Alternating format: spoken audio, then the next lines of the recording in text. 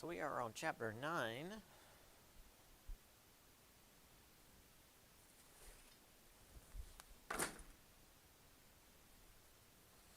The Gothic High Middle Ages. The final paper is due next Monday. We'll also be able to finish up whatever notes I'm finishing up next Monday, because then the following Monday will be our review day. Because, next Monday and Tuesday is going to be our only days of the week, and then Thanksgiving break, and then the following Monday is going to be our last day of classes, and then exams. So that's it. Oh, right, for us, or at least for those of us in here, the exam's technically the Monday after that. The whatever date that is. Pull up my calendar again real quick.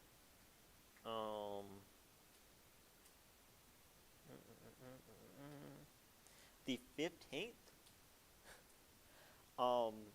However, I'm going to be here in here on the 10th and 12th for my other classes. So if y'all want to come in and go ahead and get it done that first week of exams, you're welcome to. Because both of my classes put together still will not fill this room. So you're welcome. It'll be 8:30 to 10:30 in here that Wednesday and Friday.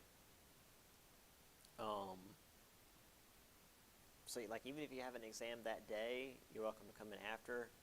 If you need to wait until that next Monday, that's fine. Just let me know. For my online students, I'm putting the test up that Monday or Tuesday, that first Monday or Tuesday, because I have to have grades in by the 16th. So y'all just gonna have to deal with that. Right. Any questions about anything?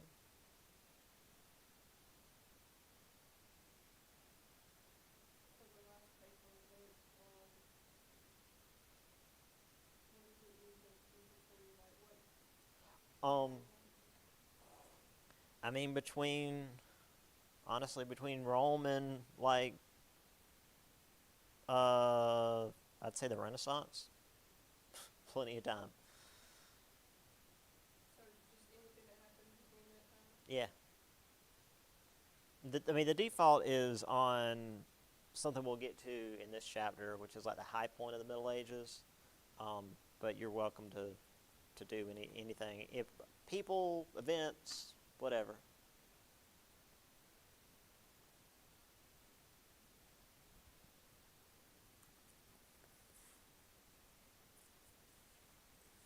Okay.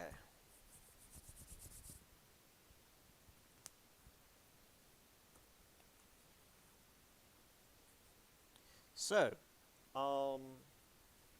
let's see how much of this we can get done today, because I might try and get us through to chapter 10, if I can, which will mean there will be 4 chapters on the final, but that won't increase the number of questions, which means that there will be less specific questions on the final. So we'll just see what happens. Anyway, so everything we've seen so far with the Middle Ages has been with monasteries in terms of learning. The only way to be educated was to enter a monastery. And even then, the monasteries weren't really keeping up with the changing medieval world. And again, I know that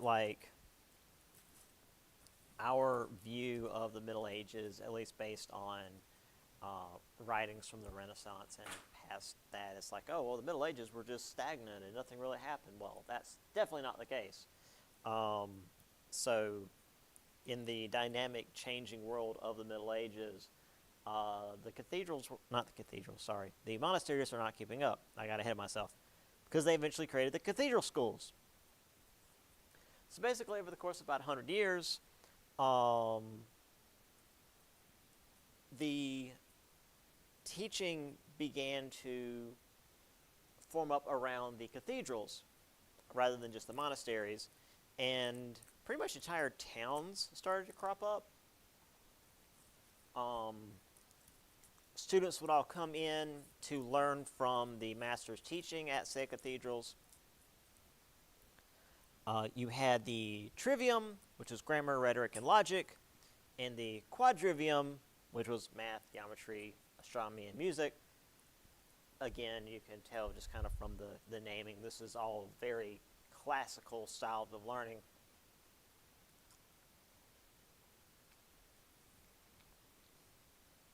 So you have, well, there's a number of individuals during this time period. Again, if we want to really focus on it, we could be here all day. But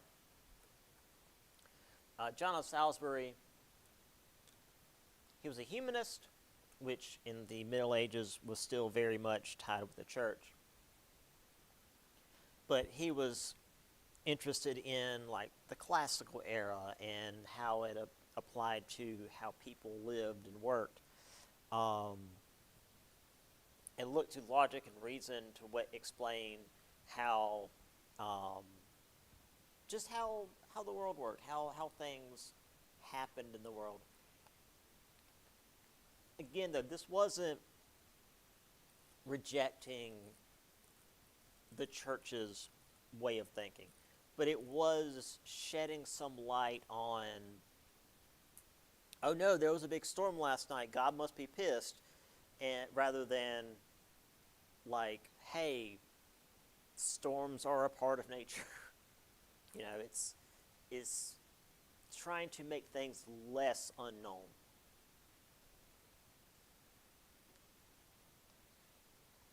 So your typical cathedral schools, again, still very much tied in with the churches, but at least starting to branch out where you don't have to actually join like a monastery to be able to learn to read and write. Now, the main thing, though, for this chapter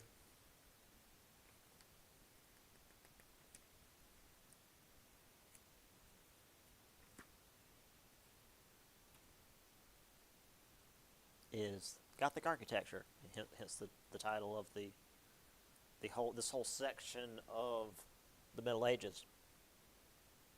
So we had Abbot Suger, 1122, Abbot of Saint Denis, because again it's in France.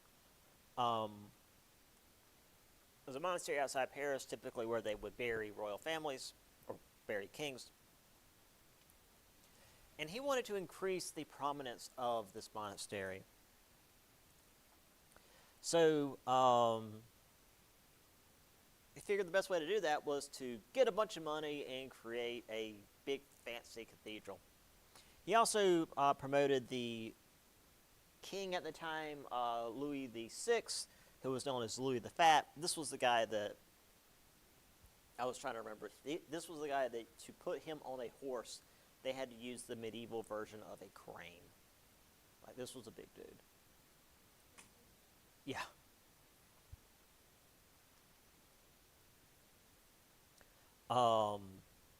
So part of this was to rebuild parts of the church, and he was, I would hate to work for this guy. He was a micromanager.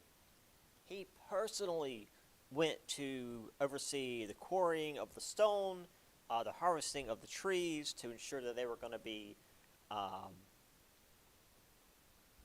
properly adequate for the building of his project.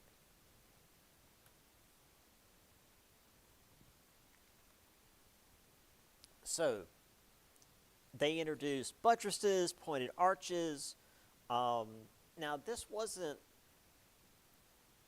completely new architecture, but it was pushing what was known to be possible, and allowing for bigger buildings than had been made before. More vertical building, and also more open area, so they could put in stained glass windows to let in more light. Because again, when you've got buildings made out of stone, you don't really have big windows, at least until we had all this. So this is Saint Denis. Now again, compared to later Gothic churches, this is pretty tame. But to have to have like all of these windows, especially the big rose windows, in a building made of stone is pretty impressive. It's these tall arches that pull all the way up, and these big parts out here aren't just for show. There are buttresses which actually also shift the weight outward, so that these walls aren't holding as much stress, so you can afford to build these big openings. So we're getting to the point, like I am with economics. We get to a certain point with architecture, I'm like, okay, I don't understand anymore. This is beyond me. Vaulted ceilings, of course, columns and these arches that, again, they distribute the weight in such a way that you can make much, much larger structures. I don't think this is the rose window at Saint Denis. I think this is a different one. But the rose windows were usually like the main focus of the church. Most of the time it would have like the Stations of the Cross around it, or various saints, that sort of thing. It was always, the centerpiece. I believe this is Chartres Cathedral in Paris, which is to say Notre Dame, but it's actually called Chartres Cathedral. Before it had its little whoopsie-daisy with the fire a few years back, which was not the first time it's burned. If you see old buildings like this, they've had their share of fires. They've been rebuilt several times. Again, this one being much more recent than Saint Denis, which is to say like the 1400s as opposed to 1100s. You've got what are called flying buttresses out here. Does the other one show them any better? No, this one's better because it's from up above.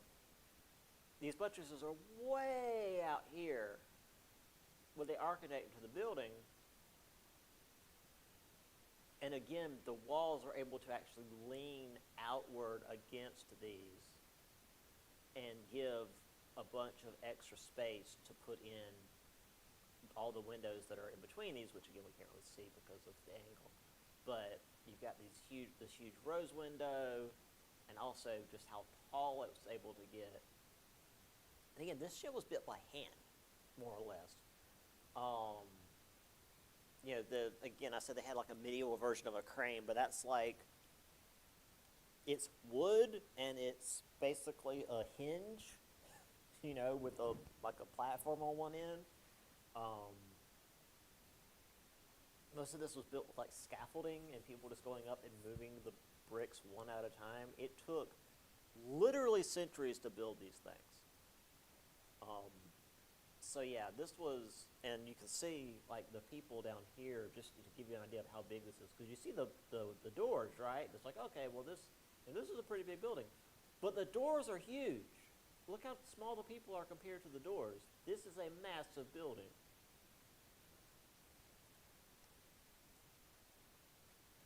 So here are some more just like interior pictures of how the light comes in through the stained glass windows. I forget exactly which church this one is, but this is probably one of my favorite, where it's just glass all the way around. I think this might actually be the stained glass window in Chartres Cathedral, which again is to say Notre Dame.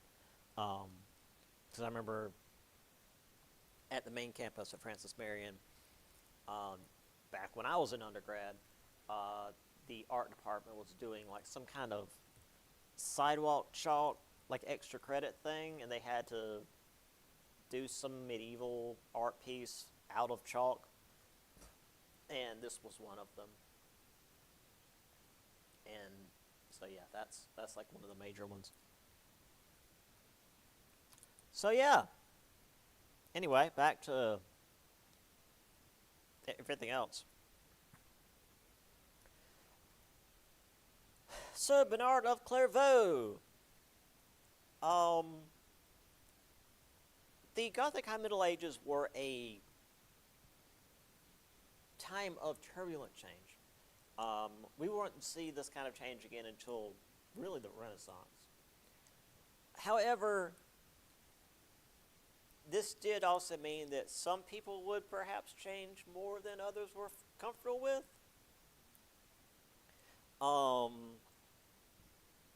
There were three major trials in this era, or at least in the mid-12th century, which again is mid-1100s. Trials against intellectuals, and they were overseen by Bernard of Clairvaux.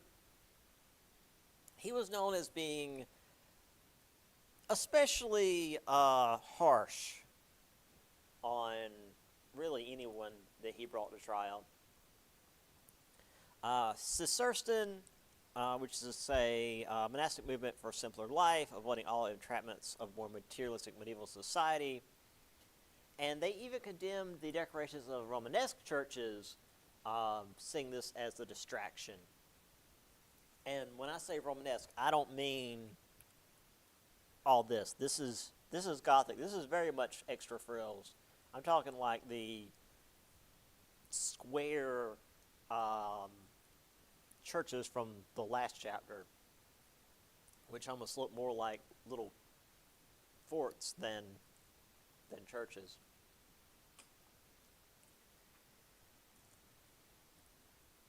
So he was also an influential orator. He had quite a lot going on. The Pope asked him to call for a second crusade because, well, people were listening to him. So he did. He got the people all riled up, and the people who were, essentially drunk on passion, rolled out and murdered a bunch of Jews. France and Spain and yada yada.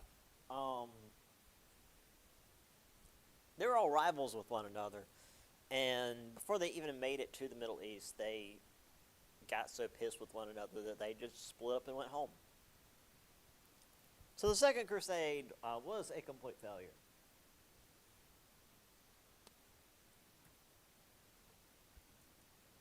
So, we have a quote here from Bernard. Those who seek knowledge for the sake of knowledge, that is curiosity. Those who seek knowledge to be known by others, that is vanity. Those who seek knowledge in order to serve, that is love. So, he had some thoughts about learning, I suppose. So while the Second Crusade didn't go so well, let's see about the third. Because we did still have Crusaders left in the Holy Land after the First Crusade, which I did go over last time, and it's on the video on Blackboard. And the Crusaders that were still in the Holy Land, because it was what was a minority,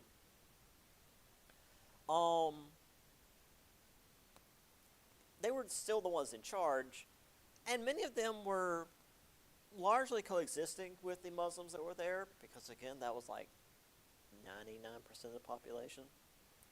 And some were even on quite friendly terms. They were seeing the wisdom of the Muslim people, because actually they were like pretty much, well, I say pretty much, they were ahead of Europe in terms of like math and sciences, like by a good century at least. And that actually helped a great deal with pulling Europe forward in terms of math and sciences, is learning stuff from the Islamic lands. However, by 1187, the Islamic world was reorganized under Saladin, who was a charismatic but quite aggressive leader. And they retook Jerusalem, which resulted in the Third Crusade, where they're like, hey, we need to go take back Jerusalem again. So the Third Crusade, 1189 to 1192, bit of a mess. It's one of the more famous ones because of who was involved. We had the Holy Roman Emperor, Frederick Barbarossa. Barbarossa meaning Redbeard. However, his army was destroyed and he died crossing a river. So that didn't go so well. We'll actually talk more about Barbarossa later, obviously before all this went down. We also had Richard the Lionheart, famous king from Robin Hood, if you're familiar. So Richard the Lionheart of England and Philip II Augustus?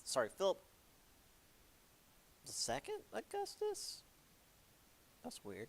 Of France, retook Acre and Jaffa, however, being, once again, basically sworn enemies because it's England and France, were constantly competing against one another, and eventually Philip went home and began attacking Richard's lands in Normandy because, again, England was, well, technically, Normandy was the main land, and England was like the extra offshoot stuff. So obviously, Richard was pissed and made his way back home, but managed to get himself captured by the Austrian Duke and was held for ransom by the next Holy Roman Emperor, Henry VI. Now, let me put this into perspective. We all know the story of Robin Hood, yes? Rob from the rich, give to the poor, etc., etc. Evil Prince John raising taxes on the people. Here's the thing. Prince John existed. He was Richard's brother, who was left in charge of the kingdom while Richard was away doing his whole crusade thing. The reason why John was raising the taxes and he was hurting the people raising the taxes like he was, but the reason he was raising the taxes was to get the money for this ransom that Richard got himself in. Because if you notice, any Robin Hood movie, story, whatever, that ends with, and then King Richard came back and everyone's happy because the ransom's over. The taxes are going to go away because you don't have to ransom the king anymore. He's back. But they act like, oh, well, Prince John is just evil and King Richard's great and everything's fine once Richard gets back. They were raising money for this idiot that got himself captured.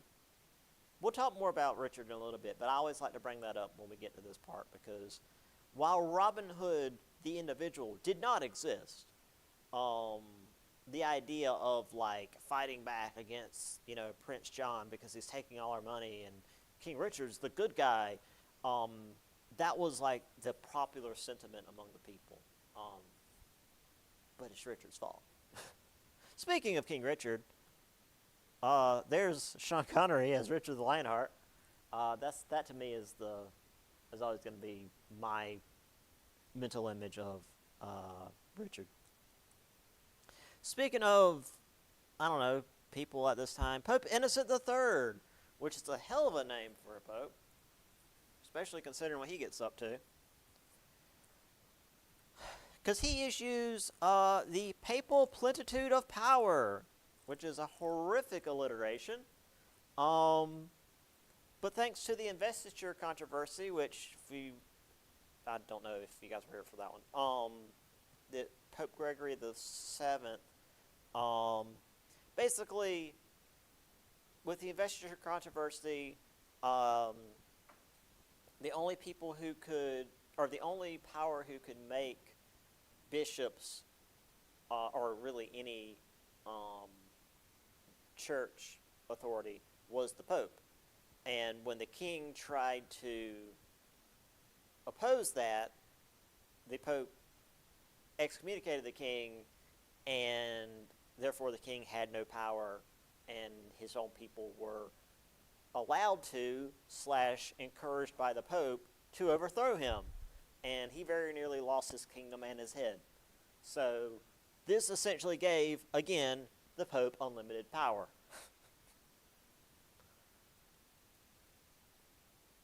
Now, we did have this issue that I alluded to before,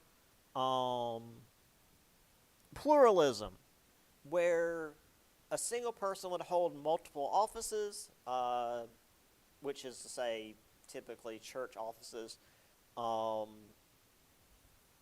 because as a priest or bishop or whatever in these churches, that doesn't mean you're necessarily the one that is giving the sermon every Sunday, every Mass, whatever. So you can have these positions and be on the payroll, be on the payroll, but never actually be there because you're at some other place getting payroll from that other place. And when I say multiple, I mean 4, 5, 6 sometimes. Yeah, that became a problem. So to go back to the whole kingship thing, in 1208, Pope Innocent and King John, which I guess was after Richard, they had a disagreement over the Archbishop of Canterbury. So Pope Innocent responded by placing England under interdict, which is to say the Church of England was closed, and the only people who were allowed to get sacraments were the sick and dying, which sacraments were, again, a part of the Catholic Church, where you're essentially how's the best way to describe it? You're reaffirmed that you're going to heaven every Mass, essentially. But with this, it's kind of up in the air. So if you get run over by a horse or something and just die suddenly on the street, you're shit out of luck. So this is freaking people out. John decided he was just going to take church properties by force to tax them. And the Pope excommunicated him, which again means no Christian has to listen to him. No Christian is beholden to his authority anymore, which means nobody in England, including his people or his vassals or his knights or his anybody, has to listen to him. He has no authority. And also, his rivals, including the King of France, are invited to invade his kingdom because they no longer have a Christian king, and that needs to be fixed.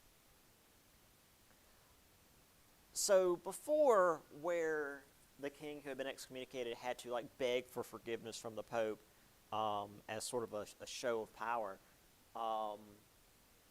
Innocent didn't let it go that easy. John had to surrender his entire kingdom, had to surrender England to the Pope, and then receive it back as a fief, as essentially making the King of England a vassal to the Pope. So, Pope Innocent, big air quotes here,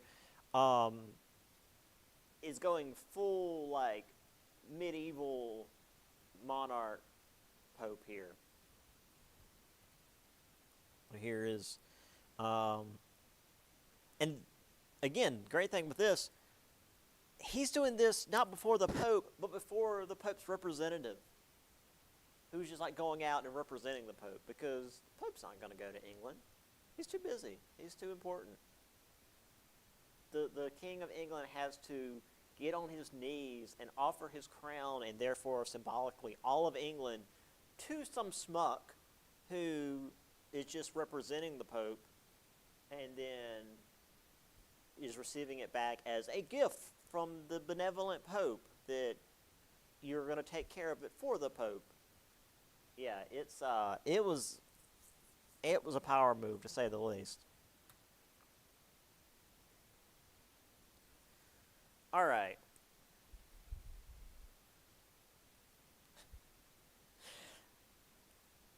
I'm gonna read this first sentence for this one real quick. If the Second and Third Crusades were small disasters, the Fourth Crusade was an outright crime, an international mugging in European daylight. So, let's see how that goes.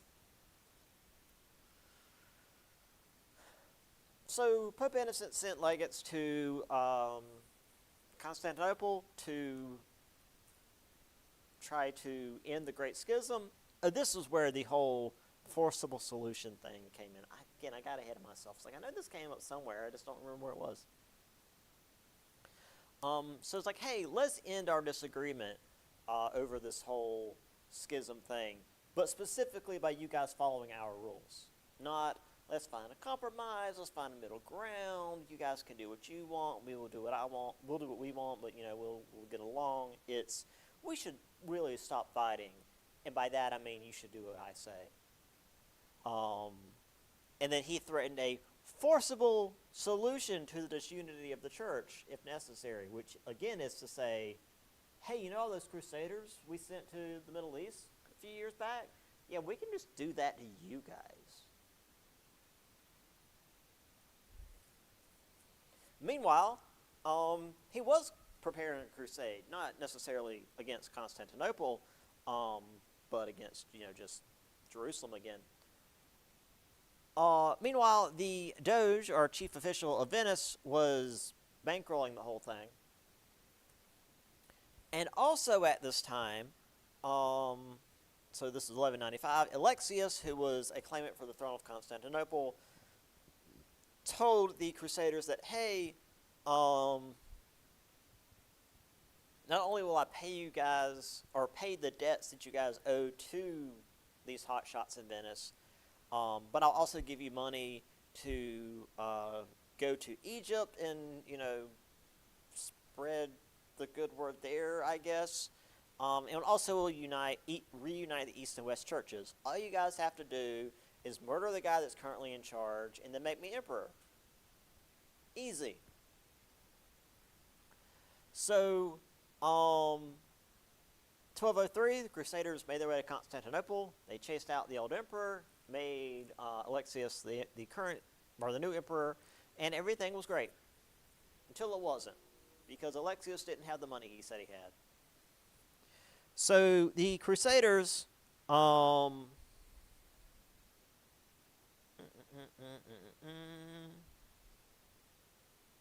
here we go. When a wall of the city was breached, the emperor fled the city. Crusaders waited to be paid. Newly installed Emperor Alexius and his father could not find the funds needed to satisfy the assembled attackers.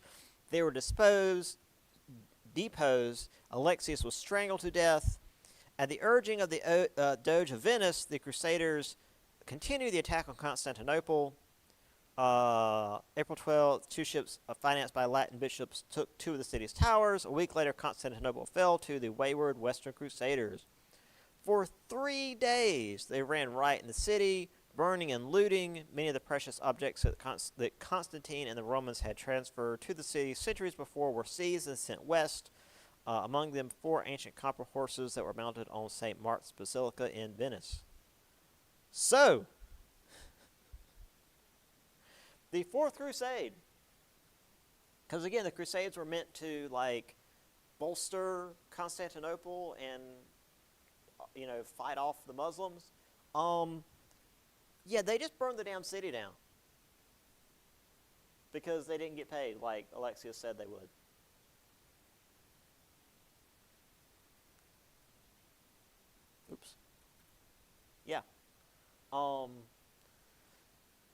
That was a thing.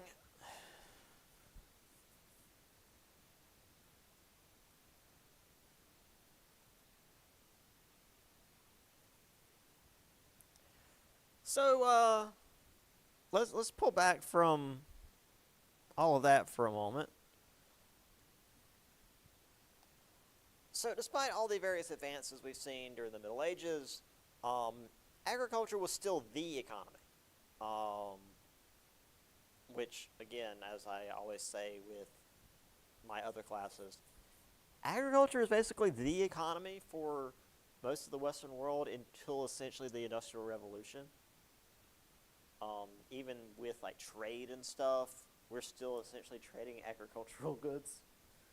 Um, Manufacturing sort of is a thing, but not really until industrialization does it become like an actual major way to make money. So in order to increase production of farm products, we need more land. So Europe began to expand into the wilderness that had been there for centuries. But since the population's growing, they're actually able to push into this wilderness and use more of the land. France's population grew to about 20 million people, particularly in northern France, due to the medieval warm period, making the lands north to actually be better for growing than in the south, which, today the southern France is, Mediterranean, it's real balmy there. But with medieval warm period, which was a couple of 100 years of warmer weather, it shifted growing locations. However, with this increased population, standard of living didn't necessarily go up, especially when it came to peasants. So you had lots and lots of people living in very, very tiny places, disease, poverty, etc. Not great. And then, of course, nobles were like, well, we got more people, so let's just tax them more so we can get more money. Led to quite a few peasant revolts. When I say peasant revolt, I mean tens of thousands of people would attack the nobles' manors, burn them down. If the noble was lucky, they'd be caught inside and burned with the building. If they weren't, they'd be dragged out, either ripped apart while alive, roasted alive, all sorts of terrible ways to go. Which again, nobility, but yeah, peasant revolts were rough. They rarely accomplished anything in the long run, but you didn't want to be caught up in one.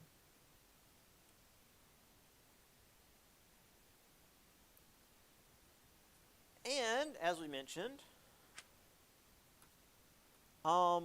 with the growing population, we're actually getting towns again. I mean, damn, it's taken us a little while. After Rome fell and all the disease and droughts and all that stuff, it dropped. We didn't have any towns. But now, Paris is getting a population of about 100,000 by the year 1300, which at this time, I mean, that's not a small number. And towns were interesting because they were technically not under the control of the nobles, because by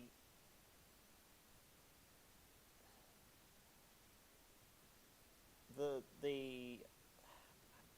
blanking on words.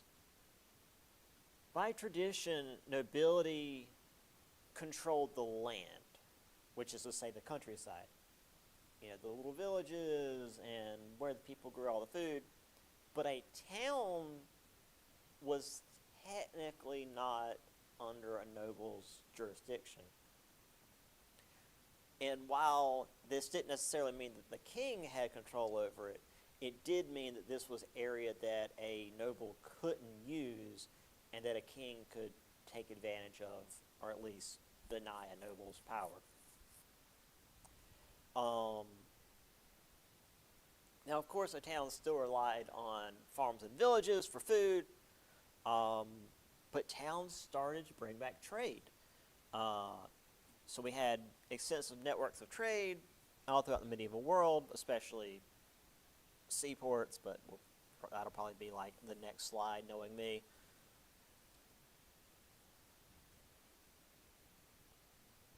And this led to the very early cottage industry, which we usually talk about when we're discussing the Industrial Revolution, but the cottage industry started very, very early. So basically what would happen, a merchant would come into a village with, say, a bunch of wool, and he'd bring it to like one cottage, and typically the women in that cottage would spin that wool into yarn, and then they would give that yarn to the next cottage over, and they would make that yarn into cloth. And then, days later, because all that takes a lot of time, the merchant would come back and buy that cloth off of whoever, well, the whole town would get in on it, so they would all get a percentage of the profit. But he'd buy that off of them and then sell that later in town for a profit for himself. But everybody's making money off of this, except for like the big businesses in the towns, because they're not getting a cut of the whole cottage industry thing. Now, eventually, this would get moved into towns with essentially proto-factories, not true, with sewing machines and stuff and all of that, but where everyone's like in the same place doing the same job, sitting side by side. This was just that, but in your own home on a much smaller scale. So this is the best I could find on short notice for like a medieval town, just a little town with a wall around it, on a river typically, because you need to have a source of fresh water.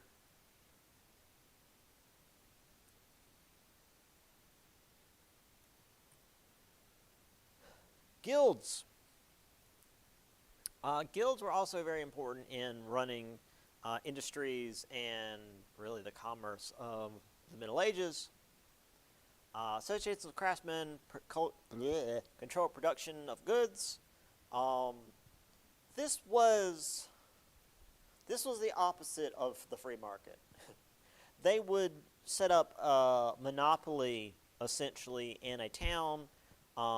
They would control the prices, the production. They set up a hierarchy with apprentices, masters, apprentices, journeymen, etc., and blocked out any kind of competition. So if you went into a town where they had say a cobbler's guild, cobblers, they were people that made shoes, and you decided you were going to open your own shoe shop, they would break your legs. Like, you didn't do that. You either joined the guild or you did something else.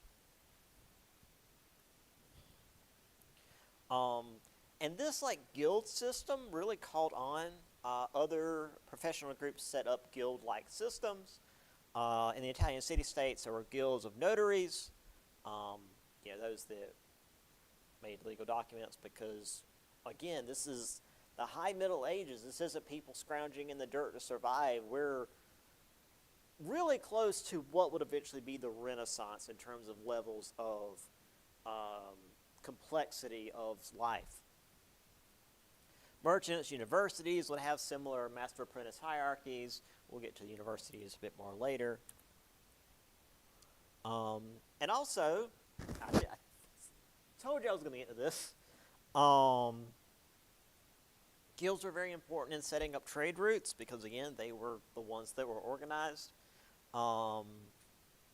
because land travel was very slow and dangerous because roads were, if they existed at all, they were just like clearings. Like, hey, look, here's a path through the woods that isn't covered in trees. I guess this is the road.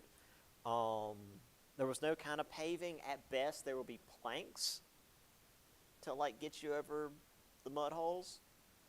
Um, so when it came to moving goods from place to place, the best thing to use was a ship. You wanted to go from a port, which is why, as I said multiple times, you wanted a city on the ocean. You wanted a city that had access to the sea, so you could put a boat out and just send it out to wherever you're going. Oh, also, there's this, just to toss here in at the end, it's this old medieval term, usury. This is charging interest on loans, which is apparently prohibited by the church. But that's why you have the old racist stereotype of like, well, the Jews are all bankers, because you couldn't have Christian bankers. The church wouldn't let you do that. So like one of the few jobs that Jewish people could have was a banker, because to be a banker you had to charge interest on loans. That's the only way you're going to survive as a bank. So yeah, that's what this is about. And again, this whole thing of, oh, well, here's a thing that we actually have to have as a society, but we don't allow that. But here's these people who are technically not in our little in group, so we can have them do that. Oh, well, they're doing that. They're evil. Okay.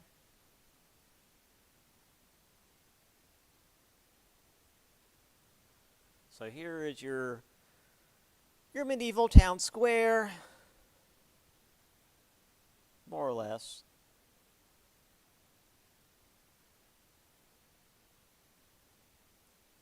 Ah, yes.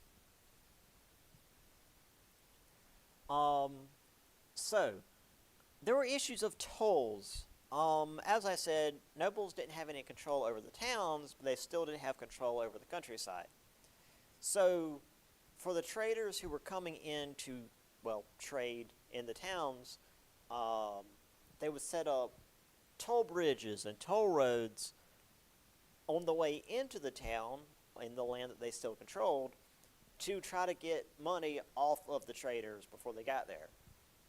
Needless to say, the towns didn't want the tolls, because if the merchant came through and by the time he got to the town he used all his money on the damn tolls, he's not going to have any money to buy stuff in the town. Because that's what you want from a merchant, is to come in and buy stuff from your town.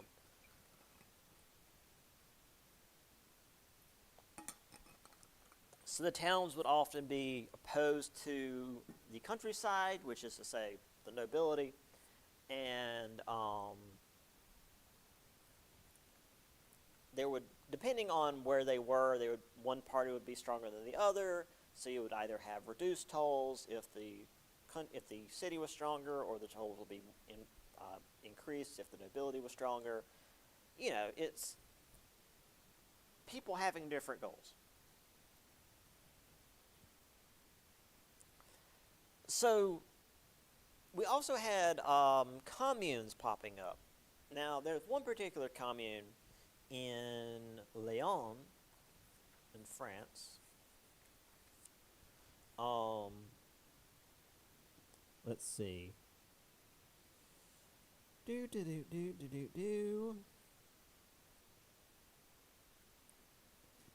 Let's see. Burghers, merchants, and priests of the town bridled under arbitrary rule of their bishop and local nobles, imposed arbitrary taxes, subjected them to indignities.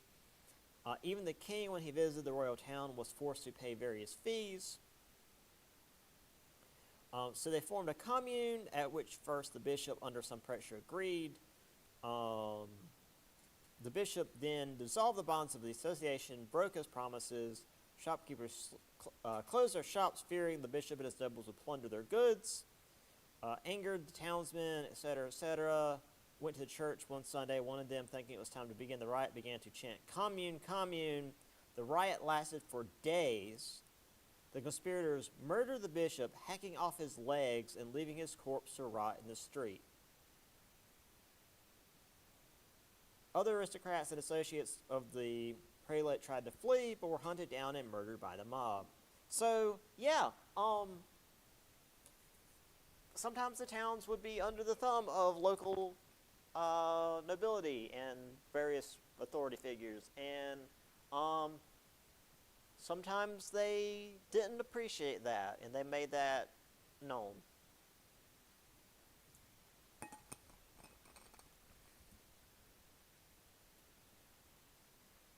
There were less murderous communes in an attempt to govern themselves, just local nobles, because again, the nobility just is used to being able to do whatever the hell they want.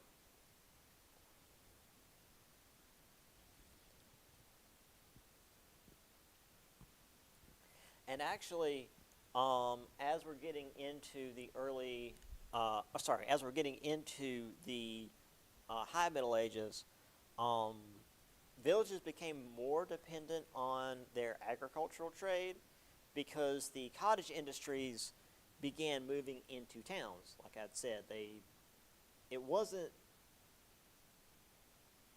factories because that wasn't a thing yet, but they would have essentially warehouses full of people doing the same job, producing the same thing, which again is sort of kind of like proto-early factory-ish, but concentrating all the people in one place rather than just like a cottage where people were making stuff.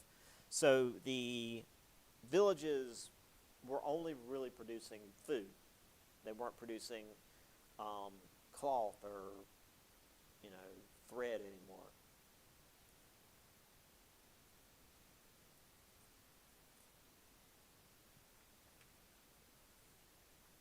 All right. Try to get a little further along because chapter 10 is kind of big.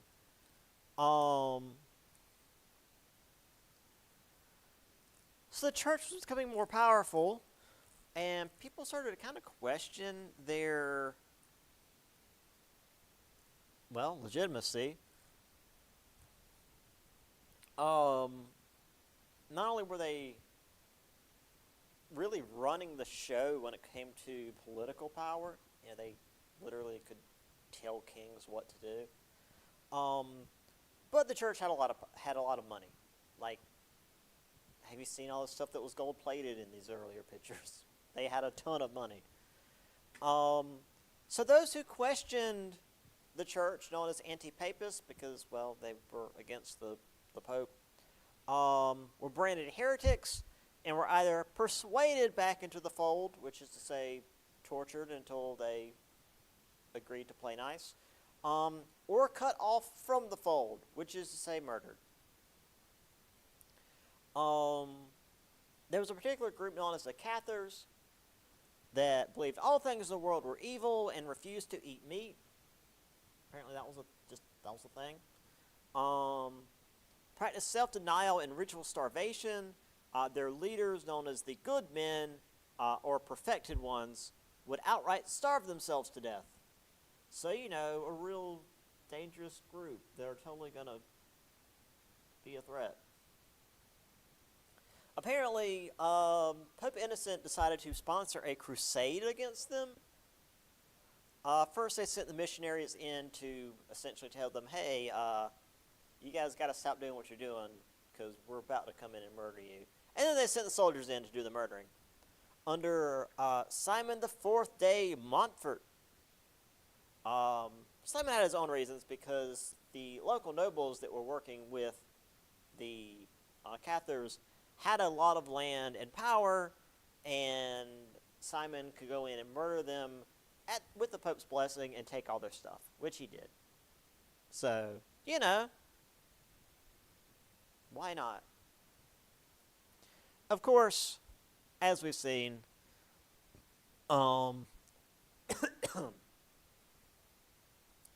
Jews were also seen as a group of others outside of Christianity.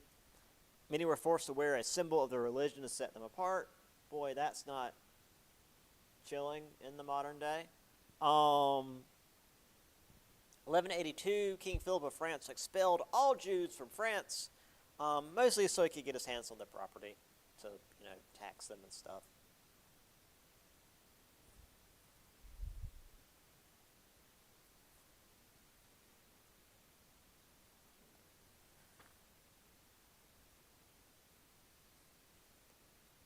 Which, well, no, we're not quite there yet. I was going to say, we have the 30 Years' War at the start of next semester, and, like, this sort of thing is basically made not allowed anymore. It's like, okay, we're going to have religious toleration for everybody. We're not going to have any more of these stupid religious wars. And then, like, 10 years later, the King of France is like, oh, by the way, we're going to kick out the Jews again. It's like, okay, France, do whatever the hell you want, I guess. Because then they did. So we have the Mendicant Order. So this is where the friars come from. So again, this was, I mentioned the bishops last chapter. The bishops had become, well, the higher-ups in the church. They were no longer ground level with the people.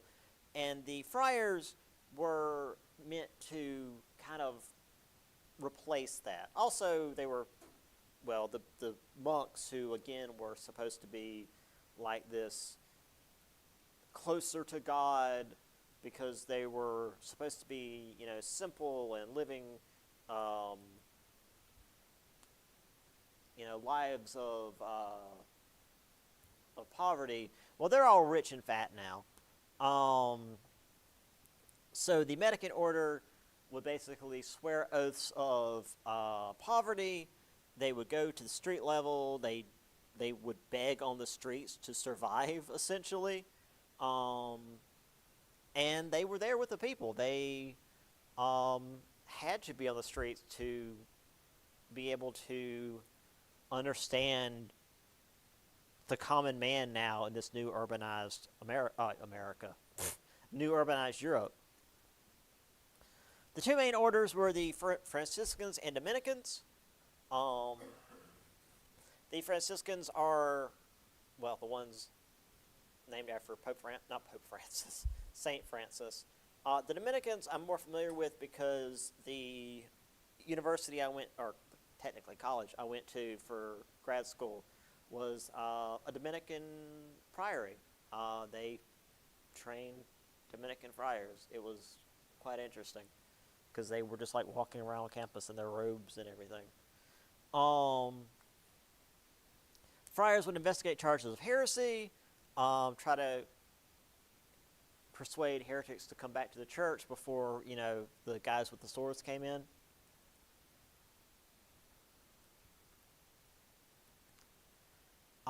Jesus Christ, I keep forgetting about this guy. Pope Gregory IX formalized the process of Inquisition, which again was overseen by friars. So as I said, they would be sitting in first. For the trying to use my words. Inquisition, if you can tell from the name, and not what we think of when we think of Inquisition, it is literally like they're going in and inquiring about these charges of heresy. They're supposed to go in and see if these charges are true before they send in the guys with the swords. Now, granted, a lot of times, seeing if the charges were true was often like, let's torture these guys until they tell us what we want to hear. At least that's what we often would see in Spain.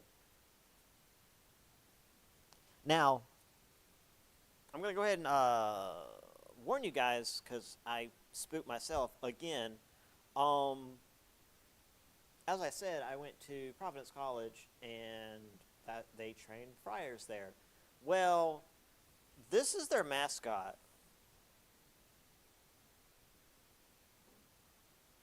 He's apparently considered one of the top creepiest mascots. among, like, college mascots. Yeah. He's not great. And when I was doing this upstate, I didn't have the preview thing on my computer, so I just had the big screen, and I hit the thing, and he came up, and I was like, oh, Jesus. I forgot he was up there. Anyway, there's Friars. I guess these are Franciscans, considering all the damn dogs. Look at all the dogs. But yeah. Dominicans were known as the Hounds of God. They were the ones that often became Jesuits, which, if you're not familiar with Jesuits, I like to describe them as, imagine Jehovah's Witnesses, except instead of knocking on your door, they kick your door down and they have a sword. That was the Jesuits. All right, let's get a little further along so that I can wrap this up on Wednesday, and we can start chapter 10. That'll be great. All right. So there are three main areas of development in Europe. England and France had powerful monarchies. Germany and Italy were right there on the Holy Roman Empire and papacy, respectively. And then, of course, we had, well, the papacy itself, which was its own little empire, which was the most powerful under Pope Innocent III, who, again, you could basically call him Emperor Innocent III because he was wielding so much power as Pope. So when it came to England and France, they both had very set geographic boundaries. I mean, England especially, it's an island. I mean, sure, when it came to pushing north, they were still dealing with, like, the Picts in Scotland. But, like, because like I was telling you guys when it came to, say, the Franks and all of that, boundaries were kind of blurry. When it came to England, where the ocean begins, that's usually where your territory ends. There's not much borderline between. There's not much boundary there, or blur there is what I mean. Yeah. So as far as England, especially, it's pretty set. France, you go too far west, and you're hitting Spain, and Spain is under the control of the Muslim Moors. You're not going very far that way. You go west, you're hitting the Holy Roman Empire, and that's pretty much set boundary as well. So France is pretty well self-contained. Their royal power typically was much greater than that of their nobility. They had a lot of strict formalized hierarchies. So things were pretty smooth in England and France. When it came to the Italian city-states, they really ran as their own little nations. That's why I try to not just say Italy as a whole, because they were their own things. They was even more so than when we were talking about Greece. Each polis was its own, political power.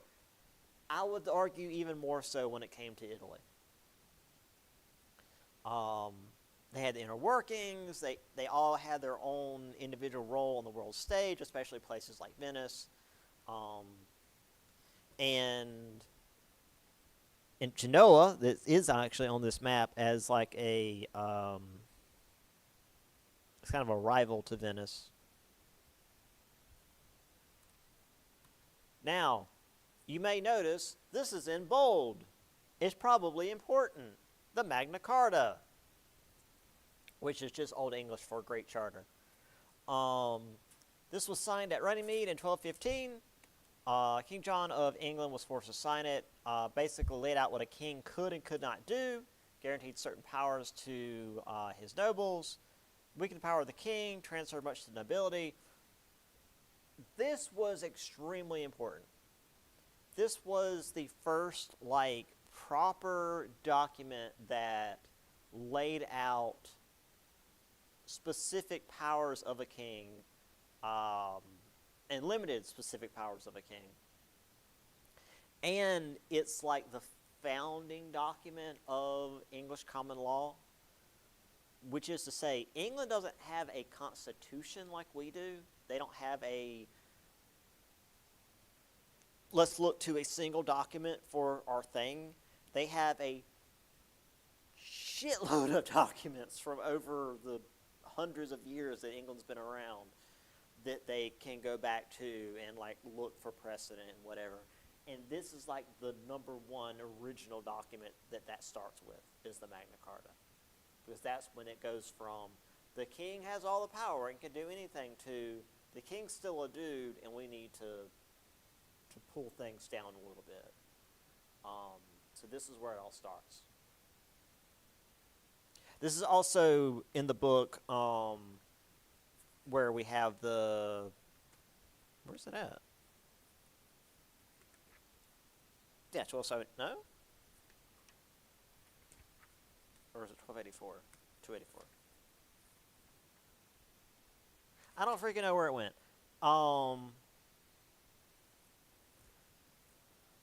So there was some level of representative government. Again, we're not talking about like, you know, legislatures and all of this. Definitely still royal authority. If the king wanted to do something and your local council didn't, well, you're shit out of luck. The king does what he wants. But there was some level of power in the people. At least the nobility could push back against the monarch. And if the monarch didn't listen, sure, technically the king could still do what he wanted. But there will be consequences. Eventually the nobility would push back enough that if the king didn't listen, he might go away. There might be a shift. There might be a new royal family. Or maybe there's someone already in the royal family that might be more willing to listen to the nobility. And the current king might find himself sands ahead.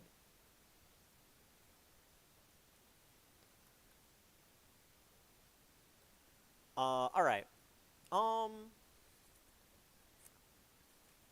was talking about the kings.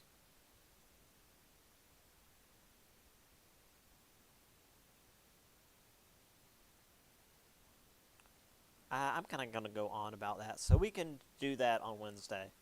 So we'll come back. We'll talk about Richard the Lionheart and his dad on Wednesday. So I'll see y'all then.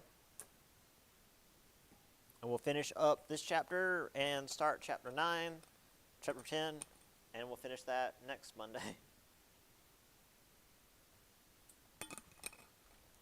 I hope. And then we're done. Like, freaking semester's almost done.